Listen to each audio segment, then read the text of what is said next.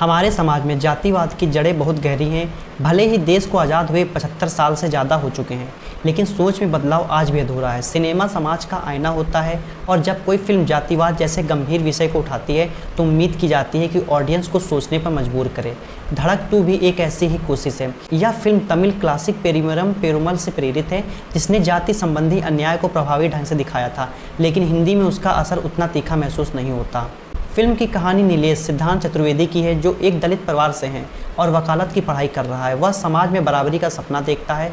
उसे प्यार हो जाता है विधि तृप्ति डिमरी से, जो ऊंची जाति से है। शुरुआत में सब कुछ अच्छा लगता है, दोस्ती, भरोसा और साथ में भविष्य के सपने, लेकिन जल्द ही जातिवादी सोच इन दोनों के बीच दीवार बन जाती है। असल टकराव तब शुरू होता है जब विधि के भाई रोनी को इस रिश्ते के बारे में पता चलता है। इसके बाद नीलेश और विधि की जिंदगी में स्ट्रगल, अपमान और हिंसा शुरू हो जाती है। यह कहानी सुनने में कुछ सैराट जैसी लगती है, एक दलित लड़का, ऊंची जाति की लड़की और समाज का विरोध, लेकिन यह सैराट में यह स्ट्रगल सच्चाई और गहराई में दिखाया गया है। वही धड़क 2 में यह थोड़ा हल्का और कम असरदार लगता है।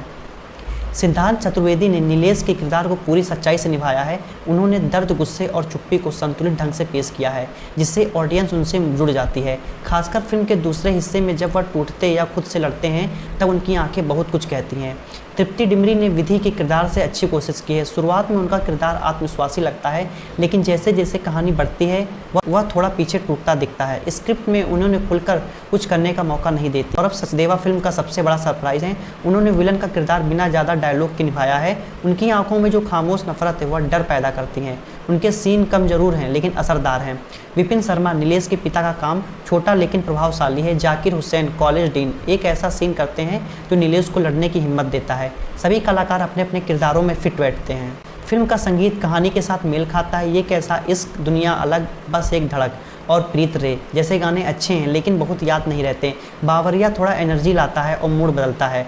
तनुष टीकू का बैकग्राउंड स्कोर कहानी के साथ बहता है, ना ज़्यादा भारी ना ही कमज़ोर। जातिवाद एक ऐसा मुद्दा है जिस पर सिर्फ फिल्म बनाना काफ़ी नहीं होता, उसे गहराई और ईमानदारी के साथ पेश करना ज़रूरी होता है। धड़क 2 की कोशिश सही लगती है, लेकिन पूरी तरह असर नहीं छोड़ पाती।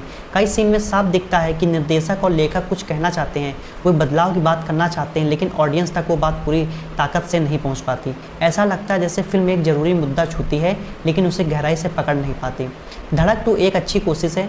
इसमें दमदार एक्टिंग है और एक ज़रूरी मुद्दा उठाया गया है, लेकिन अगर आपने पहले सैराट या पेरुमल देखी है तो यह फिल्म आपको हल्की लग सकती है। अगर आप सिद्धांत चतुर्वेदी की शानदार परफॉर्मेंस देखना चाहते हैं या सामाजिक विषय पर सोच की शुरुआत करना चाहते हैं तो एक बार देखा जा सकता है।